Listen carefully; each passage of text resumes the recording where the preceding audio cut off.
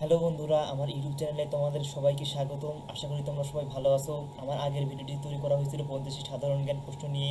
আজকে ভিডিও তৈরি করতে যাচ্ছি বাকি প্রশ্নগুলো নিয়ে।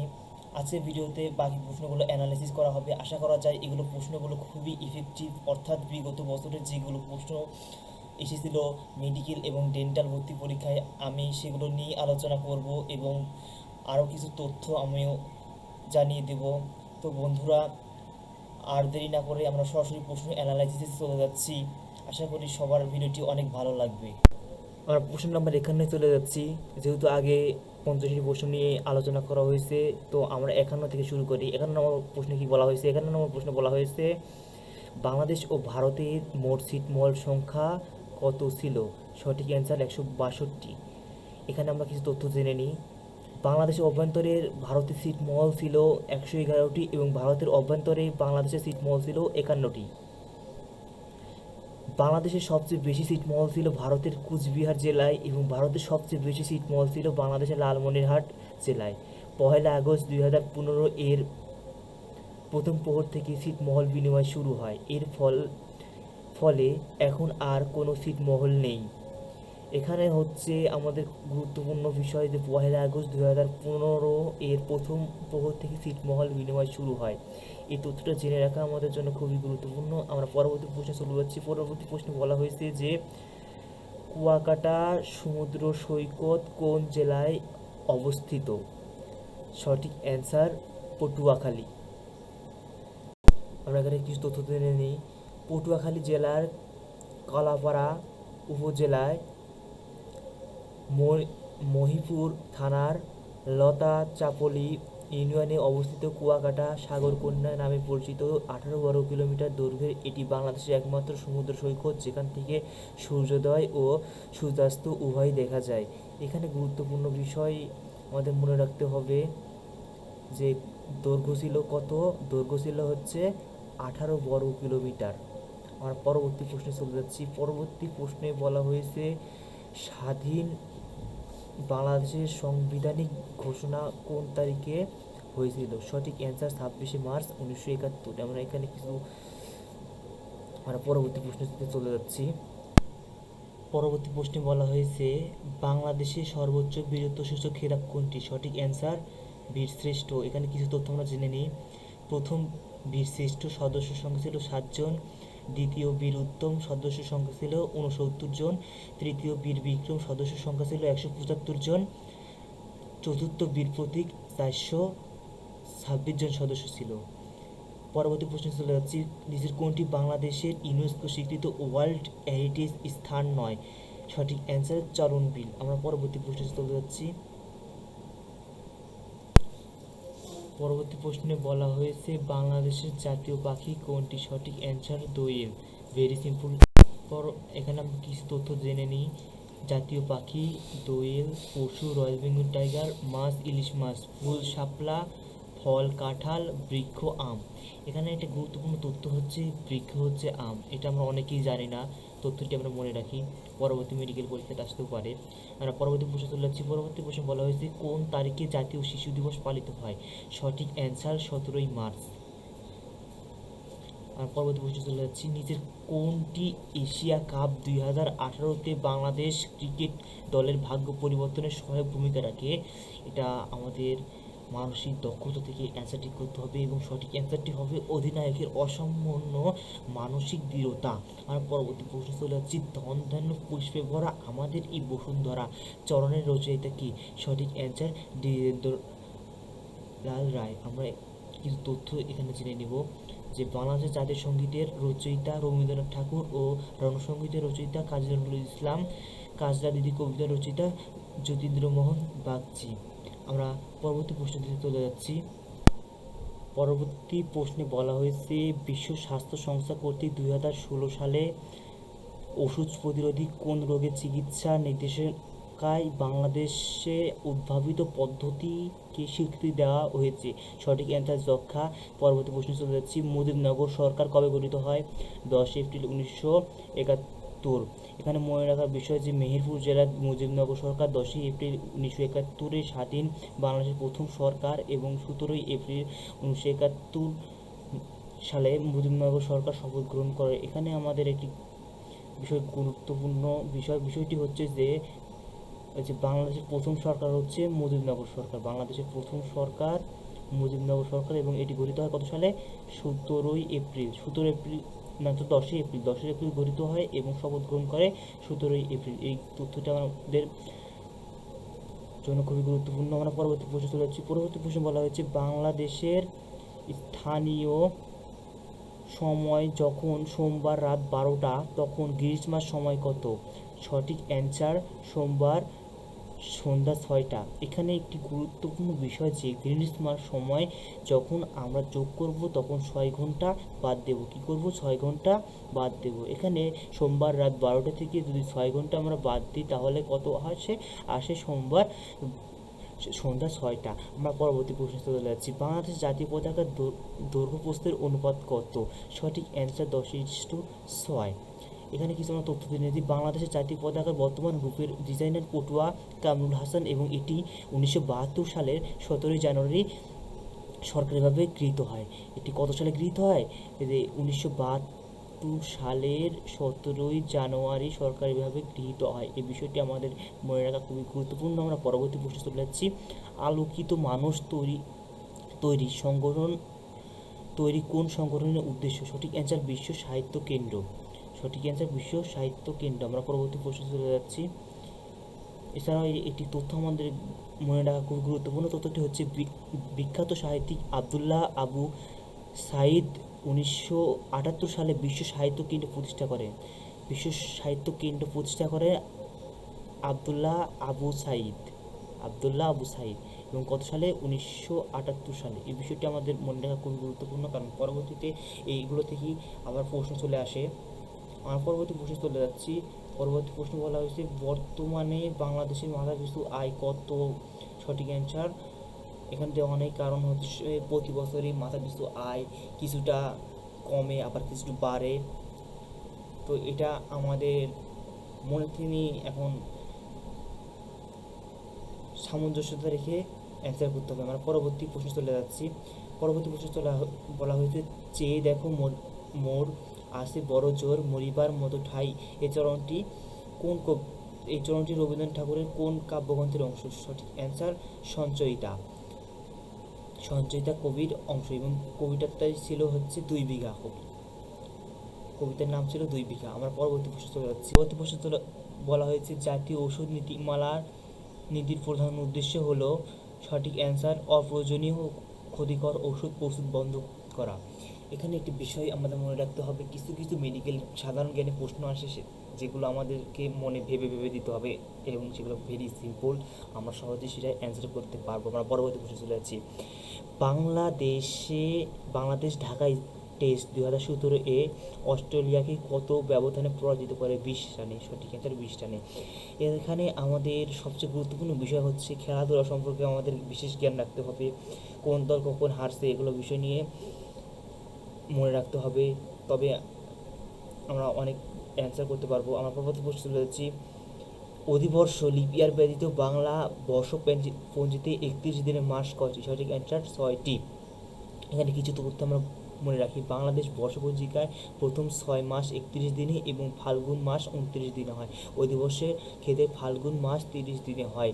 এখানে কিছু গুরুত্বপূর্ণ তথ্য আমরা জেনে নিই যে প্রথম 6 মাস 31 দিনে হয় এবং ফাল্গুন মাস কত দিনে হয়? 29 দিনে। এই তথ্য আমরা মনে রাখবো। আমরা পরবর্তী প্রশ্নে চলে যাচ্ছি। পরবর্তী প্রশ্নে বলা হয়েছে বাংলাদেশের স্বাধীনতা যুদ্ধে বীর প্রতীক খেতাবপ্রাপ্ত নারী দলের নাম কি? সঠিক অ্যান্সার হচ্ছে তারামন বিবি ও সিতারা বেগম। এখানে আমরা কিছু গুরুত্বপূর্ণ তথ্য জেনে নিই।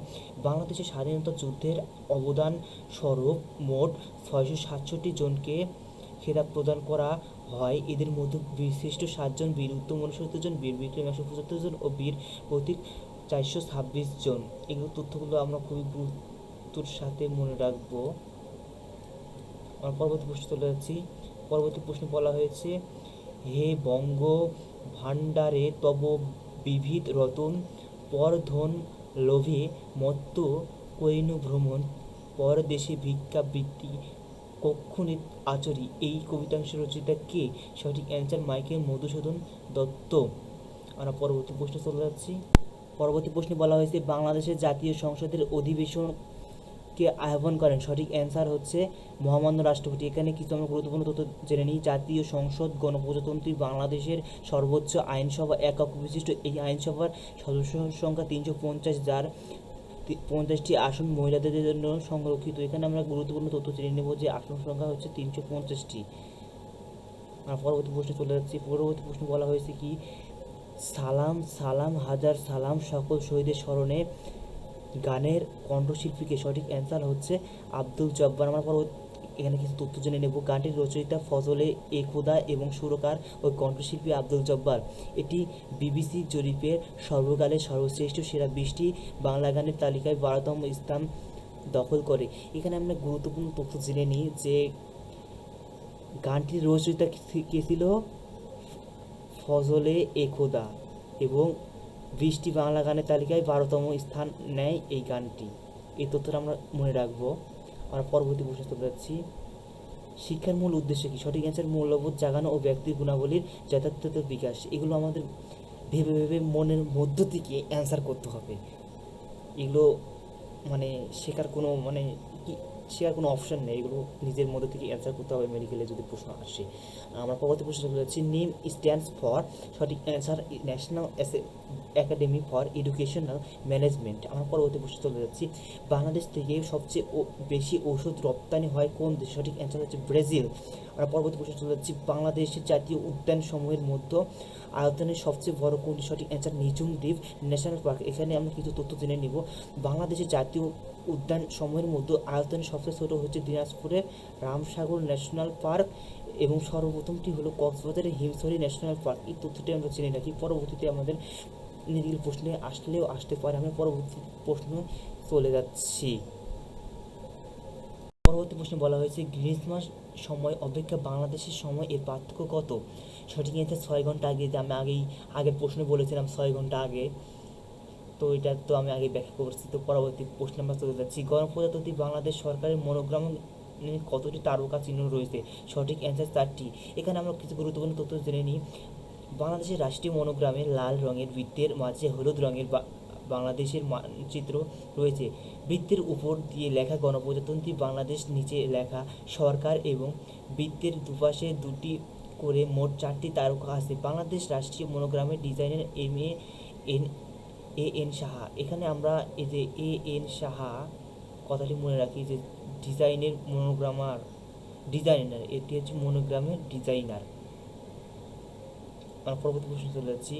পরবর্তী প্রশ্নে বলা হয়েছে কাজী নজরুল ইসলামের উপন্যাস কোনটি, সঠিক অ্যান্সার অগ্নিবীণা। এইগুলো অ্যান্সার করার জন্য আমাদেরকে বিশেষ করে রবীন্দ্রনাথ এবং কাজী নজরুল ইসলামের যেগুলো কাব্যগ্রন্থ ছিল সেগুলো আমাদের একটু পড়াশোনা করতে হবে, সেগুলো বিষয়ে আমরা পরবর্তী, তাহলে আমরা সহজেই এগুলোর অ্যান্সার করতে হবে। আমরা পরবর্তী প্রশ্ন চলে যাচ্ছি। পরবর্তী প্রশ্ন বলা হয়েছে বাংলাদেশের জাতীয় ক্রিকেট টিম পরবর্তী হোম সিরিজ জানুয়ারি 2018 কোন দেশের সাথে খেলবে, সঠিক অ্যান্সার শ্রীলঙ্কা।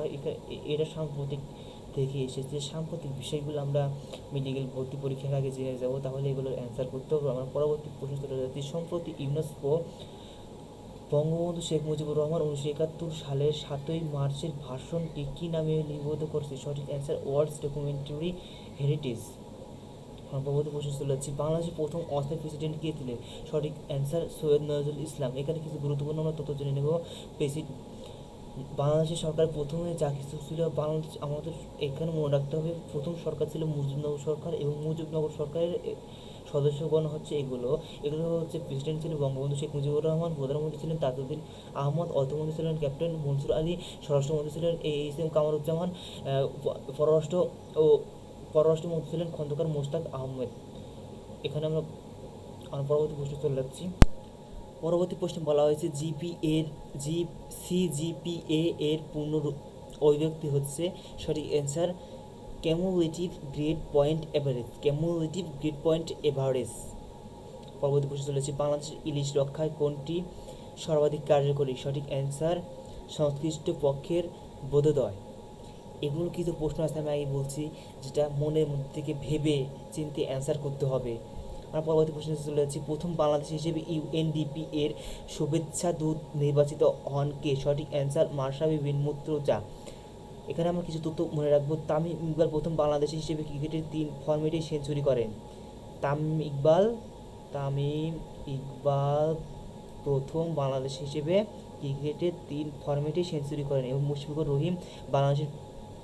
রহিম প্রথম বাংলাদেশ হিসেবে টেস্ট ক্রিকেটে ডাবল সেঞ্চুরি করেন। প্রথম বাংলাদেশ হিসেবে টেস্ট ক্রিকেটে ডাবল সেঞ্চুরি করেন কে? মুশফিকুর রহিম। তোমরা মনে রাখবো। আমরা পরবর্তী প্রশ্ন চলে যাচ্ছি, 2016 সালে স্বাধীনতা পদক পুরস্কার প্রাপ্ত চিকিৎসক হলেন। সঠিক অ্যান্সার ডক্টর M.R. খান। এখানে আমরা কিছু তথ্য মনে রাখবো। 2019 সালে স্বাধীনতা পদক পুরস্কার প্রাপ্ত চিকিৎসক হলেন ডক্টর মেহেরুন্নেসা ফাতেমা বেগম। এটা গুরুত্বপূর্ণ তথ্য আমরা মনে রাখবো। আমরা পরবর্তী প্রশ্ন চলে যাচ্ছি, সজন বদিয়ার ঘাট এর লেখক কে? জসিম উদ্দিন। এটা সিম্পল কোশ্চিন, আমরা সবাই জানি, আমরা ছোটোবেলায় এটা অনেক পড়াশোনা করেছি এগুলো বিষয়ে। আমরা পরবর্তী প্রশ্ন চলে যাচ্ছি, তুমি শুনিও চেনো না আমার মনের কথা এই গানটির রচয়িতা কে? সঠিক অ্যান্সার কাজী নজরুল ইসলাম। আমি আগে বলছি যে কাজী নজরুল ইসলাম এবং রবীন্দ্রনাথ ঠাকুরের যেগুলো গান কবিতা যেগুলো যা লিখেছেন সেইগুলো আমাদের মনে রাখা খুবই গুরুত্বপূর্ণ, কারণ এগুলো থেকে মেডিকেলে প্রশ্ন চলে আসতে পারে। আমরা পরবর্তীতে প্রশ্ন চলে যাচ্ছি, আজ 4 নভেম্বর 2016, আজকের দিনটি বাংলায় 1423 সনের কোন মাসের কত তারিখ? সঠিক অ্যান্সার 22 কার্তিক। আমরা পরবর্তী প্রশ্নে চলে যাচ্ছি, পরবর্তী প্রশ্নে বলা হয়েছে বাংলাদেশের বর্তমান সংসদ কততম? সঠিক অ্যান্সার ব্ল্যাঙ্ক। বাংলাদেশের বর্তমান সংসদ 11দশ সংসদ এবং 2024 সালে দ্বাদশ সংসদ গঠিত হবে, আমরা সবাই জানি। আমরা পরবর্তী প্রশ্ন চলে যাচ্ছি, বাংলাদেশের ময়মনসিংহ জেলার কালসিন্দুর গ্রামটি কিসের জন্য বিখ্যাত? সঠিক অ্যান্সার অনূর্ধ্ব-16 মহিলা ফুটবল দল। এটা আমাদের ইংলিশ বই আছে, ইংলিশ বই পর্যালোচনা করলে আমরা দেখতে পাই যে ময়মনসিংহের কালসিন্দুর গ্রামটি হচ্ছে মহিলা ফুটবল দলের জন্য বিখ্যাত। আমাদের ইংলিশ বই থেকেও প্রশ্ন চলে আসে মাঝের মধ্যে মেডিকেলে। আমরা পরবর্তী প্রশ্নে চলে যাচ্ছি, জ্যোৎস্না ও জননীর গল্প উপন্যাসটির রচয়িতা কে? সঠিক অ্যান্সার হুমায়ুন আহমেদ। আমরা এখানে কিছু তথ্য জেনে নেব। হুমায়ুন আহমেদের বিখ্যাত উপন্যাস হলো নন্দিত নরকী, শঙ্খনীল কারাগার, কোথাও কেউ নাই, আগুনের পরশমণি, ময়ূরাক্ষী, দেয়াল, হিমুদেবী ইত্যাদি। আমরা পরবর্তী প্রশ্নে চলে যাচ্ছি, নিচের কোনটি বিদ্রোহী কবি নজরুল ইসলাম কর্তৃক রচিত? সঠিক অ্যান্সার অগ্নিবীণা। এই অগ্নিবীণা আগেও চলে এসেছিল এবং মেডিকেল অ্যাডমিশন টেস্ট 2015 সালের প্রশ্ন, মেডিকেল অ্যাডমিশন টেস্ট 2019-20 চলে এসেছে, অর্থাৎ এই প্রশ্নটি রিপিট হয়েছে, এই প্রশ্ন একবার রিপিট হয়েছে। আমরা পরবর্তী প্রশ্নে চলে যাচ্ছি, বাংলাদেশের পার্বত্য চট্টগ্রামে কয়টি জেলা আছে? সঠিক অ্যান্সার 3টি। জেলা 3টি হচ্ছে রাঙামাটি, বান্দরবান ও খাগড়াছড়ি। এই 3টি নিয়েই পার্বত্য চট্টগ্রাম অবস্থিত। আমরা পরবর্তী প্রশ্ন চলে যাচ্ছি, বাংলাদেশের একমাত্র প্রবাল দ্বীপের নাম কি? সঠিক অ্যান্সার সেন্ট মার্টিন। এখানে কিছু তথ্য জেনে রাখি, সেন্ট মার্টিন দ্বীপ বাংলাদেশের সর্বদক্ষিণে অবস্থিত এবং বঙ্গোপসাগরের উত্তর পূর্বাংশে অবস্থিত একটি প্রবাল দ্বীপ। এটি কক্সবাজার জেলার টেকনাফ উপজেলা হতে প্রায় 110 কিলোমিটার দক্ষিণে অবস্থিত। এর অপর নাম নারিকেল জিঞ্জিরা। এর দক্ষিণের সেরাদ্বীপ অংশটি বাংলাদেশের দক্ষিণের স্থান। আমরা পরবর্তী প্রশ্ন বলা হয়েছে, বাংলাদেশের ক্রীড়া শিক্ষা প্রতিষ্ঠান BKSP প্রতিষ্ঠিত হয় কত সালে? সঠিক অ্যান্সার 14 এপ্রিল 1986 সালে। এখানে আমরা গুরুত্বপূর্ণ তথ্য মনে রাখা খুবই দরকার। ঢাকা শহরের অদূরে সাভারের জিরানিতে BKSP অবস্থিত। যে সাভারের জিরানিতে BKSP অবস্থিত, এই তথ্যটি মনে রাখবো। পরবর্তী প্রশ্ন চলে যাচ্ছি, ইউনেস্কো কত সালে সুন্দরবনকে বিশ্ব ঐতিহ্যের অংশ হিসেবে ঘোষণা দিয়েছিল? সঠিক অ্যান্সার 1997। এখানে আমরা কিছু গুরুত্বপূর্ণ তথ্য জেনে নেব। ইউনেস্কো এ পর্যন্ত বাংলাদেশের 3টি স্থানকে বিশ্ব ঐতিহ্য এলাকা হিসেবে ঘোষণা দিয়েছে। 1885 সালে 321 ও 322তম ঐতিহ্য হিসেবে যথাক্রমে বাগেরহাট, 7 গম্বুজ মসজিদ ও নওগাঁর পাহাড়পুর বৌদ্ধ বিহার, এবং 1997 সালে 798তম ঐতিহ্য হিসেবে সুন্দরবনকে স্বীকৃতি করেছে। 798তম হিসেবে সুন্দরবনকে স্বীকৃতি করেছে। এই তথ্যটি আমরা মনে রাখবো না। পরবর্তী প্রশ্নে চলে যাচ্ছি, বাংলাদেশের হোয়াইট গোল্ড কোনটি? সঠিক অ্যান্সার চিংড়ি। এটা আমরা সবাই জানি, এটা খুবই সিম্পল প্রশ্ন। আমরা পরবর্তী প্রশ্নে চলে যাচ্ছি। পরবর্তী প্রশ্নে বলা হয়েছে, এই পর্যন্ত কয়জন বাংলাদেশি নাগরিক এভারেস্ট চূড়ায় আরোহণ করতে পেরেছেন? সঠিক অ্যান্সার 5 জন। এবং এগুলো তথ্য আমরা জেনে নিই যে মুসা ইব্রাহিম প্রথম ব্যক্তি যিনি প্রথম বাংলাদেশি এভারেস্ট চূড়ায় আরোহণ করেছিল 2010 সালে 30শে মে। এম মুহিত 2011 সালে 21শে মে। নিশাত মজুমদার 19শে মে 2012 সাল। ওয়াসিফা নাজরিন 2012 সাল। সজল খালেদ 2013 সাল। এখানে আমরা দেখতে পাচ্ছি সবই মে মাসে গেছে, সবই মে মাসে পর্বত আরোহণ করেছে, মে মাস পর্বত আরোহণ করেছে। এই তথ্যটি আমরা মনে রাখবো, তাহলে সহজেই অ্যান্সার করতে পারবো। আমরা পরবর্তী প্রশ্নে চলে যাচ্ছি। পরবর্তী প্রশ্নে বলা হয়েছে, ভারত বাংলাদেশকে স্বাধীন রাষ্ট্র হিসেবে স্বীকৃতি দিয়েছিল 1971 সালের ডিসেম্বর মাসের কত তারিখে? সঠিক অ্যান্সার হবে 6 তারিখ। বাংলাদেশকে স্বাধীন রাষ্ট্র হিসেবে স্বীকৃতি দানকারী প্রথম দেশ হচ্ছে ভুটান। এই তথ্যটি আমরা মনে রাখবো, প্রথম স্বাধীন দেশ হচ্ছে ভুটান। আমরা পরবর্তী প্রশ্নে চলে যাচ্ছি। পরবর্তী প্রশ্নে বলা হয়েছে, নিম্নের কোন প্রতিষ্ঠান অথবা দেশ বাংলাদেশ উন্নয়ন ফোরামের প্রধান সমন্বয়কারী কাজ করে? সঠিক অ্যান্সার বিশ্ব ব্যাংক। পরবর্তী প্রশ্নে চলে যাচ্ছি। ডাব্লিউটিও এর চুক্তি অনুসারে বাংলাদেশ কাঁটাবিহীন বাজারে পোশাক সামগ্রী রপ্তানি শুরু করেন নিম্নের কোন সালে? সঠিক অ্যান্সার 2005 সালে। আমার পরবর্তী প্রশ্নে চলে যাচ্ছি। পরবর্তী প্রশ্নে বলা হয়েছে, বাংলাদেশের মধ্যে সবচেয়ে বড় এক গম্বুজ বিশিষ্ট প্রাচীনতম মসজিদ নিম্নের কোনটি? সঠিক অ্যান্সার রণবিজয়পুর মসজিদ। সঠিক অ্যান্সার কি? রণবিজয়পুর মসজিদ। আমরা পরবর্তী প্রশ্নে চলে যাচ্ছি। রণবিজয়পুর মসজিদ বাগেরহাট সদর থেকে 3.5 কিলোমিটার পশ্চিমে এবং 7 গম্বুজ মসজিদ থেকে 1.5 কিলোমিটার পূর্বে অবস্থিত। অনেকের মতে মসজিদটির নাম দরিয়া আর মসজিদ। মসজিদটি খান জাহান আলী সময়ে নির্মিত। মসজিদটি বাংলাদেশের বৃহত্তম গম্বুজ অবস্থিত। আমরা পরবর্তী প্রশ্নে চলে যাচ্ছি।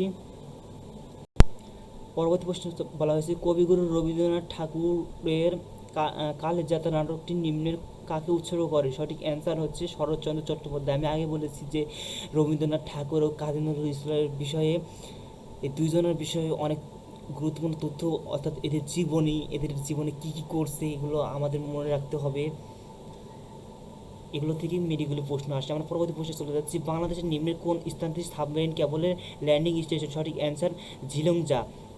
বর্তমানে বাংলাদেশে 2টি সাবমেরিন কেবলের সাথে যুক্ত। প্রথম সাবমেরিন কেবল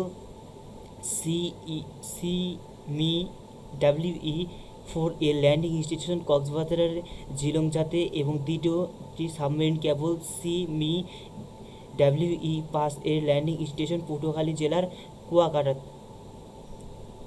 কুয়াকাটাতে। এখানে আমাদের এই যে দুইটি বিষয় আমরা মনে রাখবো। আমরা পরবর্তী প্রশ্ন চলে যাচ্ছি। বাংলাদেশের নিম্নের কোন তারিখে প্রথম সেলফোন চালু হয়? সঠিক অ্যান্সার 8ই আগস্ট 1993 প্রথম সেলফোন চালু হয়।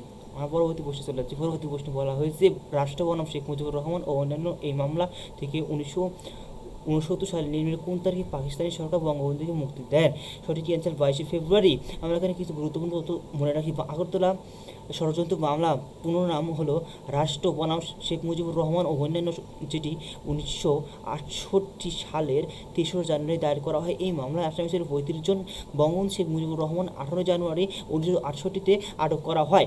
এখানে আমরা কিছু গুরুত্বপূর্ণ তথ্য জেনে নিই যে 1968 সালের 3রা জানুয়ারি মামলা দায়ের করা হয় এবং 18 জানুয়ারি বঙ্গবন্ধুকে গ্রেপ্তার করা হয়। আমরা পরবর্তী প্রশ্নে চলে যাচ্ছি।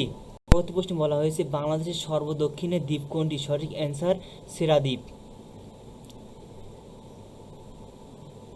আমরা পরবর্তী প্রশ্নে চলে যাচ্ছি। দক্ষিণ তালপট্টি দ্বীপ নিম্নের কোন জেলায় অবস্থিত? সঠিক অ্যান্সার সাতক্ষীরা। আমরা এখানে কিছু গুরুত্বপূর্ণ তথ্য জেনে নেব। দক্ষিণ তালপট্টি দ্বীপ সাতক্ষীরা জেলায় হারিয়াভাঙ্গা নদীর মোহনায় অবস্থিত। এটি পূর্বাশা দ্বীপ বা নিয়মিত দ্বীপ নামে পরিচিত। এটি কি নামে পরিচিত? পূর্বাশা দ্বীপ অথবা নিয়মিত দ্বীপ নামে পরিচিত। এই তথ্যটি আমরা জেনে রাখবো, এগুলো আমাদের জন্য খুবই গুরুত্বপূর্ণ। আমরা পরবর্তী প্রশ্নে চলে যাচ্ছি। বাংলাদেশের স্বাধীনতা যুদ্ধে অসামান্য বীরত্বের জন্য কতজন বিডিআর সদস্য বীরশ্রেষ্ঠ পুরস্কারে ভূষিত হয়? সঠিক অ্যান্সার হলো 2 জন। এখানে আমরা কিছু গুরুত্বপূর্ণ তথ্য মনে রাখবো। বাংলাদেশের স্বাধীনতা যুদ্ধে অসামান্য বীরত্বের জন্য 3 জন সেনাবাহিনী সদস্য, 2 জন বিডিআর সদস্য, 1 জন নৌবাহিনী সদস্য, 1 জন বিমান বাহিনীর সদস্য বিশেষ পুরস্কারে ভূষিত হয়। অর্থাৎ এগুলো আমরা মনে রাখবো। 3 জন সেনাবাহিনী ছিল, 2 জন ছিল বিডিআর, 1 জন ছিল নৌবাহিনী, 1 জন ছিল বিমান বাহিনীর সদস্য। আমরা পরবর্তী প্রশ্নে চলে যাচ্ছি। পরবর্তী প্রশ্নে বলা হয়েছে সর্বপ্রথম কোন বিদেশি মিশনে বাংলাদেশের পতাকা উত্তোলিত হয়? সঠিক অ্যান্সার কলকাতা। এখানে আমরা কিছু গুরুত্বপূর্ণ তথ্য মনে রাখবো। 1971 সালে 18 এপ্রিল কলকাতায় নিযুক্ত পাকিস্তানের তৎকালীন deputy commissioner M Hossain Ali পাকিস্তানের আনুগত্য ত্যাগ করে প্রবাসী বাংলাদেশ সরকার তথা মুজিবনগর সরকারের প্রতি প্রকাশ্যে আনুগত্য প্রদর্শন করেন এবং পাকিস্তানি দূতাবাস ভবনের শীর্ষে বাংলাদেশের মানচিত্র খচিত জাতীয় পতাকা উত্তোলন করেন। এখানে যে deputy high commissioner M Hossain Ali, এই কথাটি মনে রাখবো। 18 এপ্রিল 1971 সালে। এগুলো তথ্য আমরা মনে রাখবো, কারণ এগুলো থেকেই আবার পরবর্তীতে মেডিকেল প্রশ্ন আসতে পারে। আমি আগে বলেছি এগুলো তথ্য আমাদের মনে রাখা খুবই গুরুত্বপূর্ণ। আমরা পরবর্তীতে প্রশ্নে চলে যাচ্ছি। বাংলাদেশের বৃষ্টিপাতের কত ভাগ বর্ষাকালে হয়? এটা ভেরি সিম্পল, 80%। আমরা পরবর্তী প্রশ্নে চলে যাচ্ছি। নিম্ন কোন জোড়াটি সঠিক কৃষিপণ্য নাম? সঠিক অ্যান্সার হচ্ছে শুকতারা, উন্নত জাতের বেগুন।